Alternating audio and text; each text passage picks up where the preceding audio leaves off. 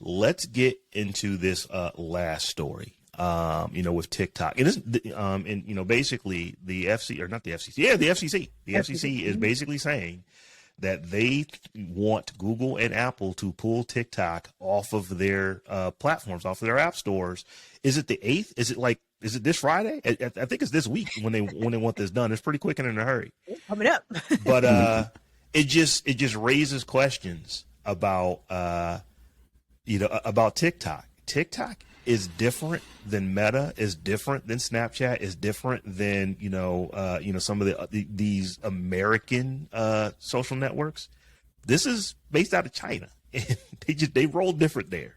So, and it's like basically nothing happened. Nothing really changed from when Donald Trump got on his TikTok soapbox back when he was still president, wanting to ban it because of the Chinese ties. ByteDance is a Chinese company, Beijing based, and China's a communist country, obviously, and there's a lot more controls over how they can request data, from companies there and what they can do with that data, yada yada yada. And it was a big deal back then, and TikTok had agreed to do a few different things, one of which was store U.S. data on U.S. servers in the U.S. geographically, physically in the United States, and then put some sort of controls in place about how the Chinese employees of the company could access that data or not, as the case might be. And there was at one point Walmart was supposed to be buying TikTok, or there was like a whole lot of stuff that went on.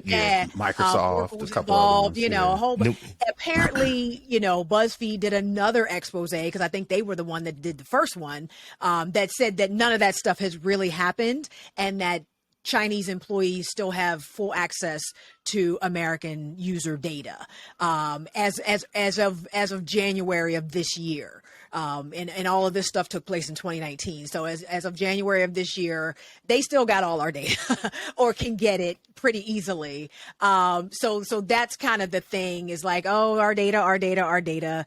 I mean, I don't know that that's as a big a deal as people think it is, because, one of the articles referenced the fact that the data that they have, they can buy, again, from data brokers for a price, because they're collecting that data anyway. They talked about the bigger issue might be the algorithm manipulation. So we get those echo chambers that rile us up with misinformation to do the kind of things that we're doing in this country right now. So I don't know that the data is a big a deal as they're trying to make it out to be. And another thing that the story that we put in the thing mentions, about the U.S. ain't all that hot when it comes to collecting data at all. So it's like, is the pot calling the kettle black? And then Absolutely. another thing, which is, let me use a different colloquialism. Is it like the snowflake calling the chalk white? Hypocrisy is strong in this one. And then the other one is, it's kind of hypocritical for the not hypocritical, but it goes to that same statement of, the U.S. taking our liberties in the name of protection. Is that something that the United States wants to mess around with? United States has kind of been off, especially when it looks at other stuff like guns and things of that nature. It's like, what's the U.S. track record on? Do we really want to go down this rabbit hole of taking people's liberties and now you can't download this app, now you can't download that app, right? And then where do you draw the line, and yada yada yada? And that's debatable, right? But at the same time, it's like, the United States ain't squeaky clean in this thing to be pointing pictures at China, but even still, like I said, my kids are on TikTok, so after this came out and I did a little research, I sat down with him. I'm like, look, again, be careful about who you talk to, what you share. If you're just on there browsing, that's fine. But if you're going to be creating content, if you're going to be putting up posts, you got to be mindful about all this stuff, because people are watching. That's right. You asked a question, Terrance, in our Discord, where basically, you linked to this story, and it's like, so are y'all deleting TikTok or not? No. And the interesting thing was that now this is probably part nature of who listens to the Tech John. My gut tells me if we were to go do a listener survey, it's probably older millennials and in our generation, that are listening to this, what's our generation called? Generation X. I don't know. I don't keep up with that. I can't remember what we are. I think we're X, but and then older. So our generation are really the ones who are on TikTok in the first place. Most of us who are looking at TikTok aren't even looking at it on TikTok. We see it on Instagram and on Facebook just because people have replayed the stuff there. And you get just as sucked in, but you're not actually looking at the TikTok video, because every time you want to like go look at a comment, it's like, oh, you need to install this app that you don't have installed. So there's that. But TikTok is huge. I mean, it is the number one trafficked website on earth right now. It is the the most used app right now. And I mean, when you think about that, there is a website that gets used more than YouTube, a website that gets used more than Google, that really should, kind of open your eyes up to just how many people are on TikTok, every day, and how long they're actually on that service. So, Stephanie, you're absolutely right. This may not be about the data they're collecting. This may be about the manipulation of the data that you're seeing. We're going to put this story in front of you over and over and over again.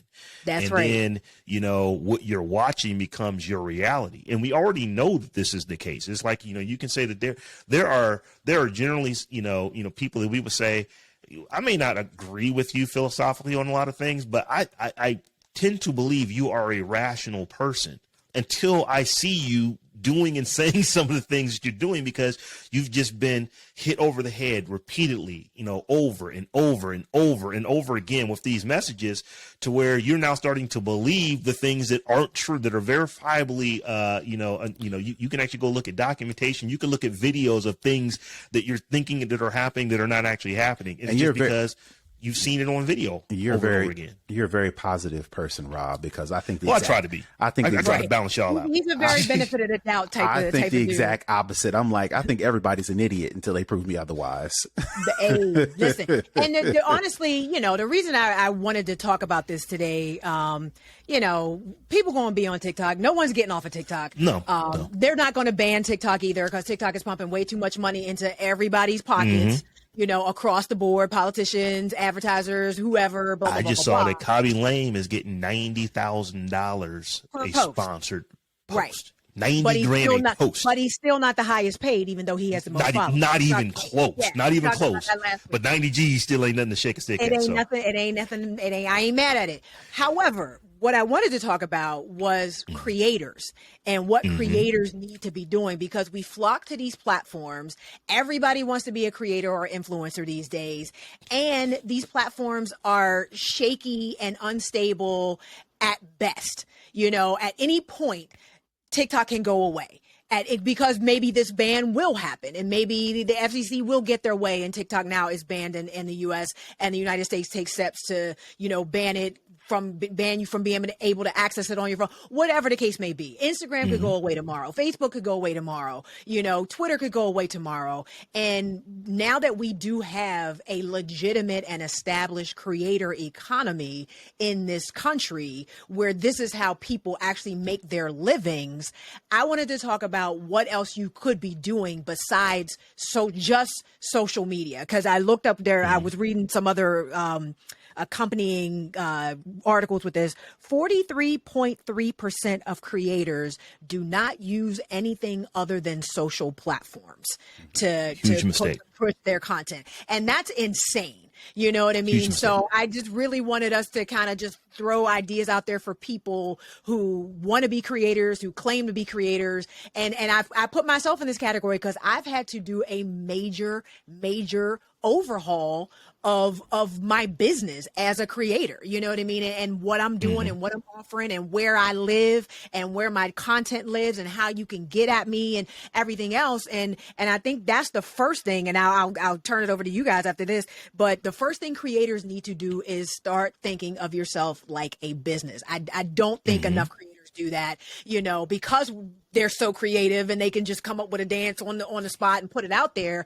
You're not really thinking of yourself as a business and thinking about how to scale that business, especially if you one of these 43.3% that's only on social media platforms. So, I would say that was the first thing, but I would be curious to hear, some tips that you guys have about what creators could be doing outside of social media. Right. And so to add on to that, and I don't mean to direct, but at the same time, another thing that creators can think about, because again, I have a 12-year-old and she's trying to get a YouTube page, bugging me for a YouTube page for the past year. Again, now it's all right. Now you're a little bit more responsible. Now you can have the YouTube page. And what I've saw her doing as a creator is not necessary. I wouldn't call it being creative, but what she's doing is she's looking and seeing what everybody else is doing, from the titles, from the content, from the language, from the words, from the music that she's selecting.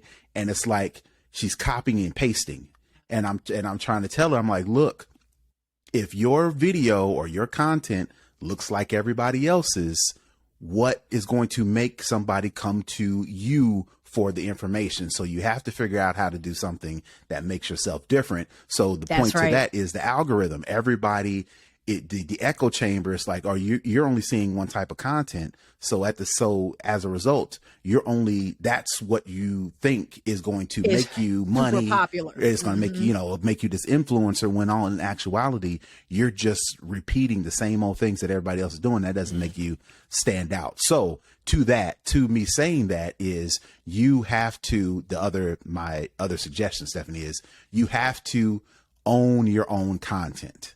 Yeah. So what I talked to my daughter is okay, you have to, one, make yourself stand out. And number two, everything that you upload, you have to make sure you have a copy of it. So I got ownership right here. Yeah. So, all right. So what I did for my daughter is I found her I had a little hard drive sitting around. So I bought her a little enclosure, and I taught her, I'm like, look, if you upload this to YouTube, you make sure you have a copy of it on your hard drive. If you upload something to any place else, you make sure you have a copy of it, because if something happens and your YouTube page gets deleted or the video don't get uploaded right or whatever, you organize your stuff to where you can put it on YouTube, or if YouTube strikes you down because some sort of content or whatever that you don't believe is true, YouTube just goes away. YouTube might go away tomorrow. You can take that video and put it someplace else. But if you are only uploading your information to TikTok, for example, since we're using that as example, and you don't keep it or you don't put it someplace else, then they own your content. And if they decide to delete it or your account goes away, you've lost all that information. So my suggestion would be to own your content. Amen. Terrance, to your point, I just got a new Samsung T7 SSD for Father's Day. Why? Because my T5 is about 80% full with 42 episodes of the Tech John. 42, not 42. I think it is 36 after parties for the Tech John. 35 live streams for the Tech John. These files are huge. I mean, they're 2 gigabytes, 2-3 gigs in size for each one of them. That stuff fills up. But there is no way on earth that I want to just leave them, in Dropbox, because Dropbox could go away. And then what do I have? That, even though I'm paying for a service to have that data there, got to have it in some kind of cold storage somewhere else, just so that just in case something happens, people we can get back to it all the time, right? And then start thinking about other ways to monetize. So here's the one thing that I wanted to say that I think every creator should do more of, and we should even do more of this, here on this show. But you have to have an email list. We don't generally think of email as social media, but it really is almost the first social media, and it's the one that you have the most control of. When when one of your viewers rocks with you enough to actually, here's my email address, I want to make sure I'm getting updates of when you're doing more and more stuff, that is super valuable. And it's way more valuable than a follower on a social platform, because here's the thing, when you're talking about social media, you're talking about like Facebook, you're talking about Instagram, you're talking about TikTok, there are algorithms that control what people see and when they see it. You don't have control of that. But you do have control of sending your email out. Now, you can't just make somebody open up your email, but if you have a decent open rate on your email, here's what you know. You know that if you have 1,000 people on your email list, and that's a small number, you have 1,000 people on your email list, and you have a 35% open rate. You know that every time you send an email out, you're going to have 350 people who are going to, who have seen your email. More importantly, you know which of those 350 people. Why? Because if you've got a decent email, marketing system on the back end, it's going to tell you this person opened the email, this person opened the email. That's you right. know what people are actually vibing with inside of email.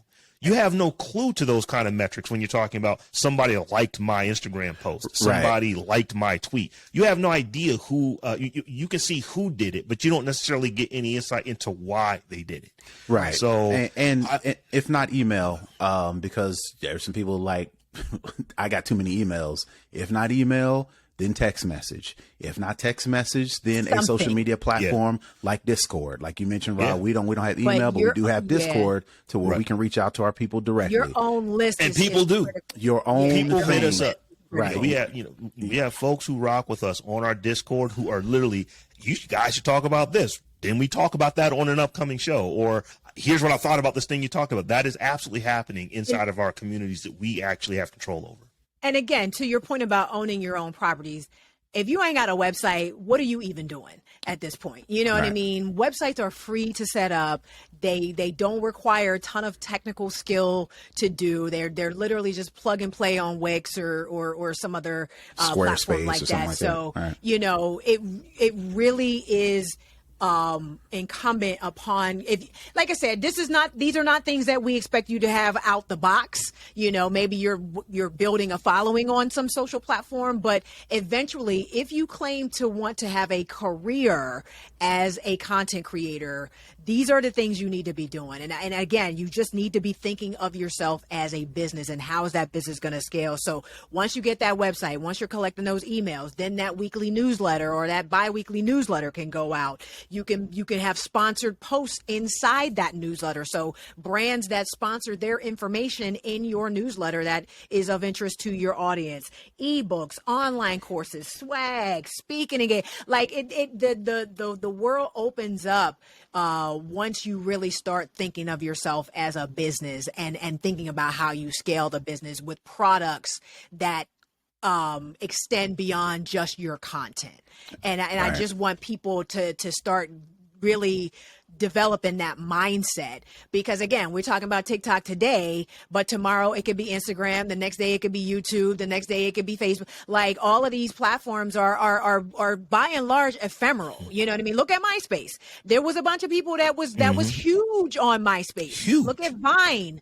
A bunch of people were huge stars on Vine that you've never heard of again because one time went away. And it didn't translate to other properties either. Periscope. Just because you think you are a content creator, but you just so happen that most of your creation and your feedback comes from TikTok, you think, okay, well, if TikTok go away, I'll just jump on something else. It may not translate. It's not necessarily that easy. Yeah, it's not necessarily that easy. It is not that easy.